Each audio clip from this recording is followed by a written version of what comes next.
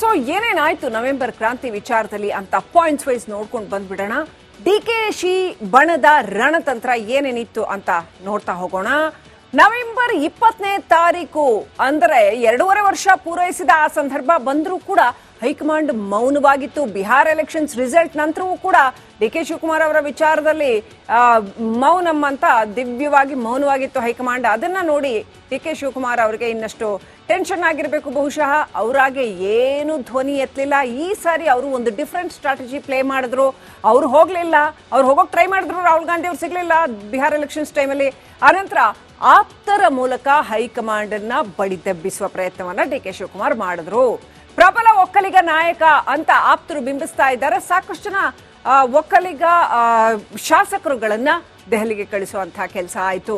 ಅತ್ಯಂತ ಪ್ರಬಲವಾಗಿ ನೋಡಿ, ಒಕ್ಕಲಿಗರಿಗೆ ನೀವು ಎದುರಾಕೊಂಡಂಗಾಗತ್ತೆ ಡಿಕೆ ಶಿವಕುಮಾರ್ ಅವರಿಗೆ ನಾಯಕತ್ವ ಕೊಡದೆ ಹೋದ್ರೆ ಅನ್ನುವಂಥ ಒಂದು ಮೆಸೇಜ್ ಅನ್ನ ಬಹಳ ನೀಟಾಗಿ ಪಾಸ್ ಮಾಡಲಾಯಿತು. ಇನ್ನು ಹಳೆ ಮೈಸೂರು ಭಾಗದಲ್ಲಿ ಕಾಂಗ್ರೆಸ್ ಗೆಲ್ಲೋದಕ್ಕೆ, ಯಾಕಂತಂದ್ರೆ ಈಗ ಹಳೆ ಮೈಸೂರು ಭಾಗದಲ್ಲಿ ಕಾಂಗ್ರೆಸ್ನ ಭದ್ರಕೋಟೆ ಅನಿಸಿಕೊಂಡಿದ್ದಂತಹ ಹಳೆ ಮೈಸೂರು ಭಾಗದಲ್ಲಿ ಬಿಜೆಪಿ ಸ್ಟೆಪ್ ಬೈ ಸ್ಟೆಪ್ ಗೆಲುವು ಸಾಧಿಸ್ತಾ ಹೋಗ್ತಾ ಇದೆ ಒಂದೊಂದೇ ಕ್ಷೇತ್ರಗಳನ್ನ. ಸೊ ಹಾಗಾಗಿ ಹಳೆ ಮೈಸೂರಿನಲ್ಲಿ ಕಾಂಗ್ರೆಸ್ ಗೆಲ್ಲೋದಕ್ಕೆ ಡಿಕೆಶಿ ಅನಿವಾರ್ಯ. ಪಕ್ಷ ನಿಷ್ಠೆಯನ್ನೇ ವರಿಷ್ಠರ ಮುಂದಿಟ್ಟು ಸಿಎಂ ಪಟ್ಟಕ್ಕೆ ಬೇಡಿಕೆ ಮೊದಲಿಂದನೂ ಕೇಳ್ತಾ ಬರ್ತಾ ಇದ್ದಾರೆ ಅವರು. ಹಾಗೆಯೇ ಸಂಖ್ಯಾಬಲವನ್ನ ಹೆಚ್ಚಿಸಿಕೊಳ್ಳೋದಕ್ಕೆ ಪರಪ್ಪನ ಅಗ್ರಹಾರಕ್ಕೂ ಕೂಡ ಭೇಟಿ ಕೊಡುವಂತದ್ದಾಯ್ತು. ಜೈಲಲ್ಲಿರೋ ವಿನಯ್ ಕುಲಕರ್ಣಿ, ವೀರೇಂದ್ರ ಬಪ್ಪಿ ಅವರನ್ನು ಬಿಡದೆ ಅವ್ರ ಜೊತೆನೂ ಚರ್ಚೆ ಮಾಡಿ ನೀವು ನಮಗೆ ಸಪೋರ್ಟ್ ಮಾಡ್ಬೇಕಪ್ಪ ಅಂತಾನು ಹೇಳಾಯ್ತು. ಸಿದ್ದರಾಮಯ್ಯ ಆಪ್ತ ಶಾಸಕರ ಮೇಲೂ ಕೂಡ ಡಿಕೆ ಶಿವಕುಮಾರ್ ಬಣ ಚಿತ್ತ ಹರಿಸಿದೆ ಅಂತ ಹೇಳಲಾಗಿದೆ. ಸೊ ಹಾರ್ಸ್ ಟ್ರೇಡಿಂಗ್ ಅಂತ ಪ್ರಹ್ಲಾದ್ ಜೋಶಿ ಆರೋಪ ಮಾಡಿರೋದ್ರಲ್ಲಿ ಏನೋ ಹುರುಳಿ ಇದೆ ಅಂತ ಅನ್ಸುತ್ತೆ. ಗುಂಪುಗಾರಿಕೆ ಮಾಡೋದಿಲ್ಲ ಅಂತ ಹೇಳ್ತಾನೆ ಎರಡೂ ಬಣದಲ್ಲಿ ನಂಬರ್ ಗೇಮ್ನ ಆಟ ನಡೀತಾನೆ ಇದೆ. ಇನ್ನು ಸಿದ್ದರಾಮಯ್ಯ ಬಣದ ಲೆಕ್ಕಾಚಾರ ಏನು ಹಾಗಾದ್ರೆ ಅಂತ ನೋಡ್ತಾ ಹೋಗೋದಾದ್ರೆ, ಸಿದ್ದರಾಮಯ್ಯ ಅವರು ಮೌನವಾಗಿದ್ದರೆ ಏನೋ ನಡೀತಾ ಇದೆ ಅಂತ ಅರ್ಥ. ಸುಮ್ಮನಂತೂ ಇರೋದಿಲ್ಲ. ಅವರು ಬಹಳ ಪಳಗಿದ ರಾಜಕಾರಣಿ. ಸಿದ್ದರಾಮಯ್ಯ ಅವರಿಗೆ ಅಹಿಂದ ನಾಯಕ ಅನ್ನೋದೇನೆ ಬಿಗ್ಗೆಸ್ಟ್ ಟ್ರಂಪ್ ಕಾರ್ಡ್. ಅವರನ್ನ ಯಾರು ಅಲ್ಲಾಡ್ಸಕ್ಕಾಗಲ್ಲ. ಈ ಬಿಹಾರ ಎಲೆಕ್ಷನ್ ನಂತರದಲ್ಲಂತೂ ಸಿದ್ದರಾಮಯ್ಯ ಕುರ್ಚಿ ಮತ್ತಷ್ಟು ಗಟ್ಟಿಯಾಯಿತು. ಯಾಕಂತಂದ್ರೆ ಅಲ್ಲಿ ಅಹಿಂದ ವರ್ಗ ಬಿಜೆಪಿಯ ಕೈ ಹಿಡಿದಿರೋದ್ರಿಂದ, NDA ಕೈ ಹಿಡಿದಿರೋದ್ರಿಂದ ಇಲ್ಲಿ ಕಾಂಗ್ರೆಸ್ ಸಿದ್ದರಾಮಯ್ಯ ಅವ್ರನ್ನ ಮುಟ್ಟಿದ್ರೆ ಮತ್ತೆ ಅಧಿಕಾರ ಕಳ್ಕೊಳ್ಬೇಕಾಗುತ್ತೆ ಅನ್ನೋಂಥ ಭಯ. ಶಾಸಕರ ಬೆಂಬಲ ನನಗಿದೆ ಅನ್ನೋದೇ, ನಂಬರ್ಸ್ ನನ್ನ ಜೊತೆ ಇದೆ, ಹೆಚ್ಚಿನ ಶಾಸಕರು ನನ್ನ ಜೊತೆ ಇದ್ದಾರೆ ಅನ್ನೋದು ಸಿದ್ದರಾಮಯ್ಯ ವಿಶ್ವಾಸ. ಡಿಕೆ ಶಿವಕುಮಾರ್ ಬಣ ಸೇರ್ತಾ ಇರೋರು ಕೆಲವರು ಇದ್ದಾರೆ. ಫೆನ್ಸ್ ಇಟ್ಟು ಇರ್ತಾರಲ್ಲ, ಆ ಕಡೆನಿಲ್ಲ ಈ ಕಡೆನಿಲ್ಲ ಅಂತಿರೋರು ಯಾವುದೋ ಒಂದು ಕಡೆ ಈಗ ಸೇರ್ಲೇಬೇಕಾದಂತ ಪರಿಸ್ಥಿತಿ. ಆ ಥರದವ್ರು ಡಿಕೆ ಶಿವಕುಮಾರ್ ಬಣ ಸೇರ್ತಾ ಇದ್ದಾರಾ? ಅದ್ರ ಮೇಲೂ ಕೂಡ ಸಿದ್ದರಾಮಯ್ಯ ಬಣ ಕಣ್ಣು ನೆಟ್ಟಿದೆ.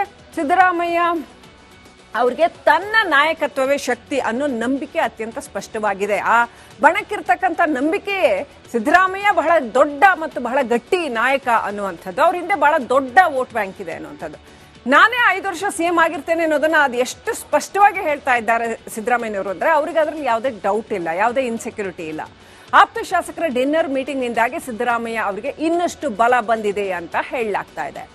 ಇನ್ನು ಇದೆಲ್ಲದ್ರ ಜೊತೆಗೆ ಆ ಕಡೆ ಸಿದ್ದರಾಮಯ್ಯ ಬಣ, ಈ ಕಡೆ ಡಿಕೆಶಿ ಬಣ, ಹೈಕಮಾಂಡ್ ಲೆಕ್ಕಾಚಾರ ಏನ್ ಹಾಗಾದ್ರೆ? ಇದನ್ನ ಹೇಗೆ ಸಾಲ್ವ್ ಮಾಡುತ್ತೆ ಕಾಂಗ್ರೆಸ್ ಹೈಕಮಾಂಡ್? ಚೆಂಡು ಈಗ ಮಲ್ಲಿಕಾರ್ಜುನ ಖರ್ಗೆ ಅವರ ಮನೆಗೆ ಶಿಫ್ಟ್ ಆಗಿದೆ. ಈ ಮುಂದಿನ ಅರ್ಧ ಗಂಟೆ ಇದೆಯಲ್ಲ, ಬಹಳ ಬಹಳ ಕ್ರೂಷಿಯಲ್. ಹೈಕಮಾಂಡ್ ಸಂದೇಶವನ್ನ ಮಲ್ಲಿಕಾರ್ಜುನ ಖರ್ಗೆ ಹೊತ್ತು ತಂದಿದ್ದಾರೆ. ಅವರೇ ಸ್ವತಃ one of the high command. So Siddaramaiah, DK Suresh ಜೊತೆ ಖರ್ಗೆ ಮಾತುಕತೆ ನಡೆಸ್ತಾರೆ ಅಂತ ಹೇಳಲಾಗ್ತಾ ಇದೆ. ಒಂದು ಸಮನ್ವಯ ಸಾಧಿಸೋ ಪ್ರಯತ್ನ. ಕುರ್ಚಿ ಫೈಟ್ಗೆ ಮಲ್ಲಿಕಾರ್ಜುನ ಖರ್ಗೆ ಬ್ರೇಕ್ ಹಾಕೋ ಸಾಧ್ಯತೆ ಇದೆ. ಕಾದು ನೋಡ್ಬೇಕು. ಇನ್ನು ಕೆಲವೇ ಕ್ಷಣಗಳಲ್ಲಿ ಆ ಅಪ್ಡೇಟ್ಸ್ ಬರುತ್ತೆ. ಸೊ ಏನೇನಾಯ್ತು ನವೆಂಬರ್ ಕ್ರಾಂತಿ ವಿಚಾರದಲ್ಲಿ ಅಂತ ಪಾಯಿಂಟ್ಸ್ ವೈಸ್ ನೋಡ್ಕೊಂಡು ಬಂದ್ಬಿಡೋಣ.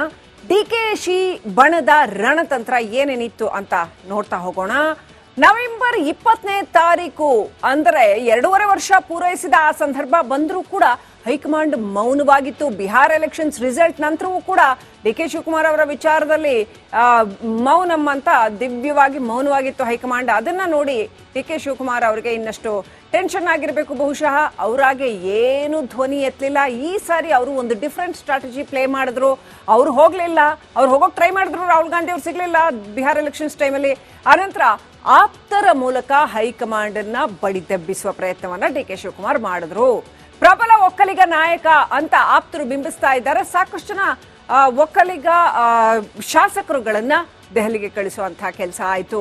ಅತ್ಯಂತ ಪ್ರಬಲವಾಗಿ ನೋಡಿ, ಒಕ್ಕಲಿಗರಿಗೆ ನೀವು ಎದುರಾಕೊಂಡಂಗಾಗತ್ತೆ ಡಿ ಕೆ ಶಿವಕುಮಾರ್ ಅವರಿಗೆ ನಾಯಕತ್ವ ಕೊಡದೆ ಹೋದ್ರೆ ಅನ್ನುವಂಥ ಒಂದು ಮೆಸೇಜ್ ಅನ್ನ ಬಹಳ ನೀಟಾಗಿ ಪಾಸ್ ಮಾಡಲಾಯಿತು.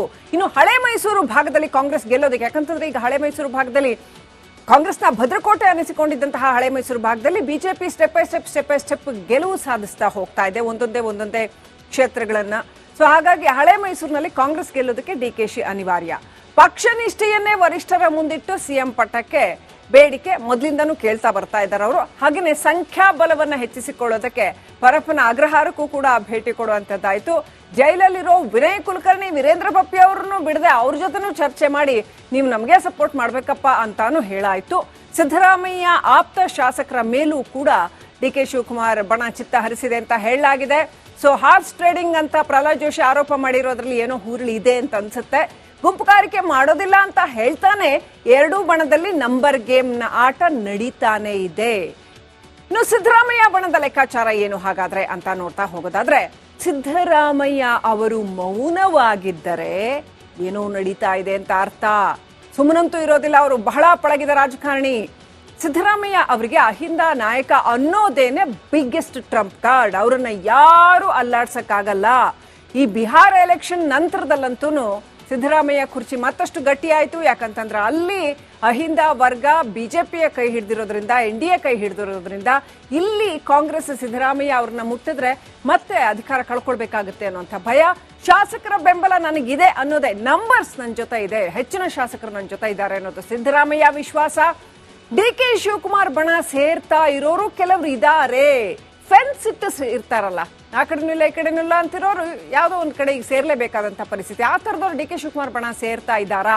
ಅದ್ರ ಮೇಲೂ ಕೂಡ ಸಿದ್ದರಾಮಯ್ಯ ಬಣ ಕಣ್ಣು ನೆಟ್ಟಿದೆ.